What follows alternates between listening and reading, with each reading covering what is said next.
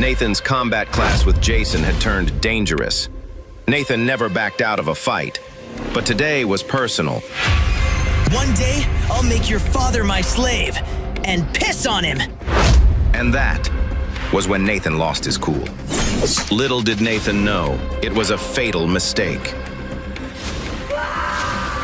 Headmaster, stop the duel!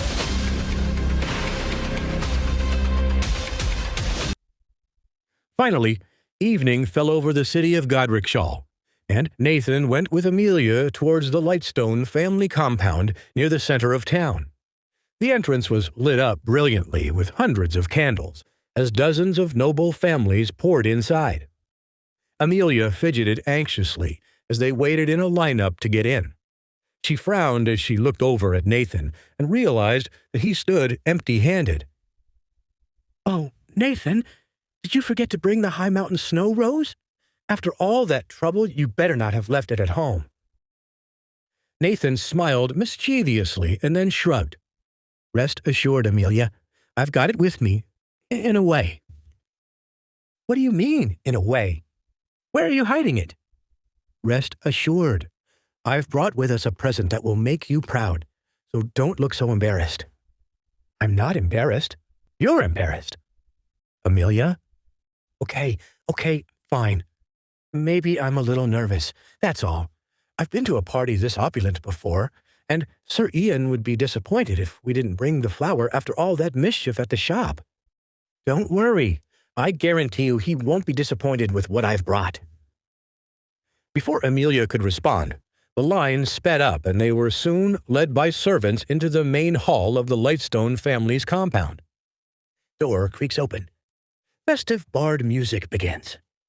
The space blew both Hayfield siblings away with its sheer opulence. Candles lit up the high ceilings of the hallway in a variety of rich-colored hues. Jesters, snake charmers, fire-eaters, and acrobatic dancers attracted large crowds of nobles, while servants set down an endless number of silver dishes onto long rows of silk-draped tables. Meanwhile, a troupe of bards played festive tunes on their flutes, drums, harps, and fiddles. Amelia and Nathan froze as they struggled to take it all in. The sounds and sights immediately overwhelmed them, as too did the smells of roasted duck, pheasant, pork, and lamb. "Nathan, Amelia, I'm glad to see you made it." Both siblings turned to see Sir Ian Lightstone approach and welcome them into the party. Nathan shook his head in amazement. "You sure weren't kidding when you said you were busy preparing for this." "No, I was not." Then Sir Ian awkwardly turned to face Amelia. "Hi, Amelia. I was wondering if you'd like to follow me around for a bit. You know, since most of these people here are noble classmates of my sister, you likely won't know most of them. Perhaps you'd like to meet my mother?" Sir Ian beamed at Amelia as she smiled back at him. He knew that if anyone could change his father's mind on the matter of his arranged marriage to Bella Godrickson, it would be his mother. "Perhaps I would, Sir Ian, although—" What's wrong, my lady?" "It seems my brother forgot to bring our gift tonight. I'm terribly ashamed. I wished to present it to your sister myself. I ought to have just given it to you when we were at the shop." Sir Ian frowned and placed a comforting hand on Amelia's shoulder. "Please, don't fret. You can always grab it later. Besides, I already told my mother you planned to give Donna the High Mountain Snow Rose, and she's already thrilled." "Is she really?" "I swear it, Amelia.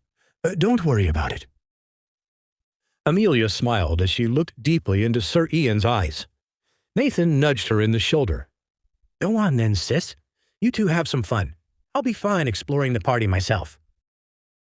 Amelia hesitated for a moment, then nodded. "Well, all right then. I'll see you later, Nathan." Amelia then took Sir Ian's hand, and together the two of them ran off into a back room somewhere at the end of the hall. Nathan sighed and casually strolled around the hall. Most noble houses could fit a large number of people. This one was particularly impressive. Well over 200 guests had already arrived, and the space wasn't even half full. Most of the guests gathered in groups of twos or threes and ran around the hall as they whispered and shouted dramatically. These were likely Donna's classmates from the Academy of the Ancient Edge, and Nathan did not know any of them as he passed by them on his own. Many of them whispered to each other as he passed, but he didn't bother listening to them as he stared at the ancient tapestries that told the story of House Lightstone. He did notice, however, that their accents and manner of dressing reflected the fact that many of them were from Haroldsland, and not Godric's-landers. Nathan vaguely remembered Sir Ian once mentioning that the Lightstones had many close ties to Haroldsland, and that Donna's spiritual fighting academy was based there. Finally, his attention refocused on a few hostile gazes aimed at him from the Haroldsland warriors. Word of his duel with Boris had already traveled far, it seemed. Nathan sighed as he channeled the power of Asura and began to listen in on what exactly they were whispering about. The young warriors of Haroldsland stared daggers into Nathan Hayfield from across the massive party hall.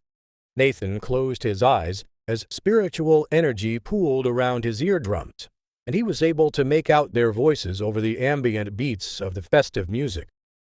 Who's that strange young warrior over there? He's not from Haroldsland like us, is he? Must be a local Godric's-lander. I don't think he went to the academy with us. I heard he's the son of a fallen noble, a weak clan known as House Hayfield. Apparently, they're on the verge of losing their noble title altogether. What? So you're saying he'll be nothing more than a commoner in a couple of days? What's he doing here, then?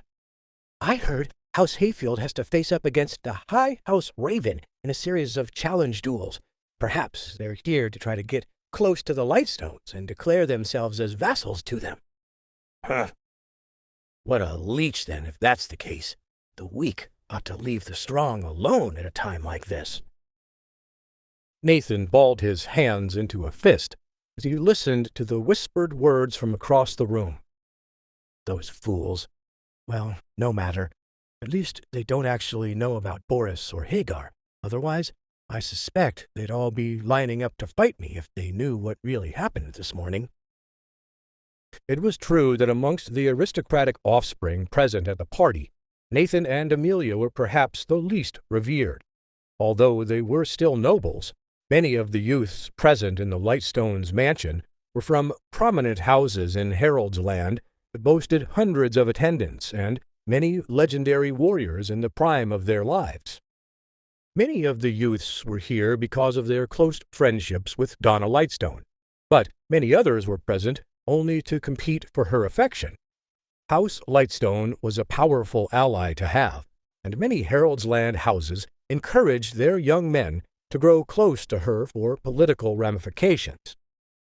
Now that these young men were in Donna's presence, they wished to prove their might and strength in front of her, and saw Nathan as a potential threat. Nathan opened his eyes as he heard the footsteps of 3 particularly hot-blooded youths who strode up with a desire to test him. Nathan tried his best not to roll his eyes or chuckle at their appearances. Ha! These poor little fools are puffed up like peacocks. Each one of them must imagine themselves gallant warrior fighting to defend Donna's honor, but in reality, they just look ridiculous. Clearly, the 3 boys had been drinking wine throughout the night, building up the courage to ask for Donna's favor.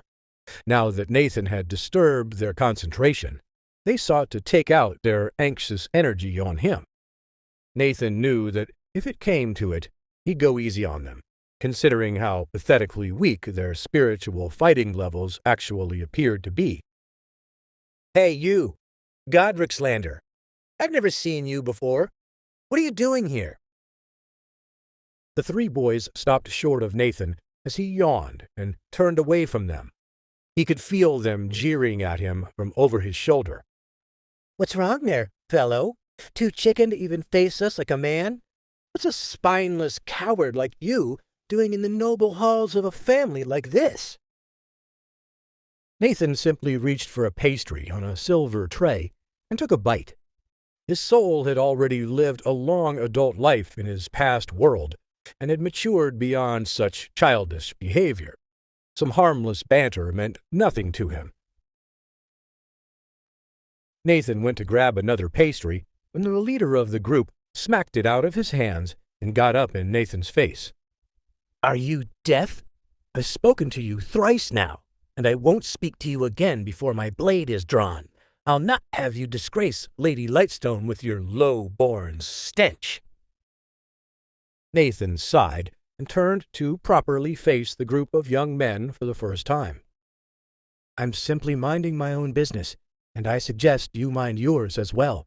At the very least, go bump chests with another young buck looking to impress. I've no interest in you. Oh, yeah? But what if I have interest in you, knave? Please subscribe to the Pocket FM YouTube channel and press the bell icon for instant notification. Check out our channel for more such exciting shows.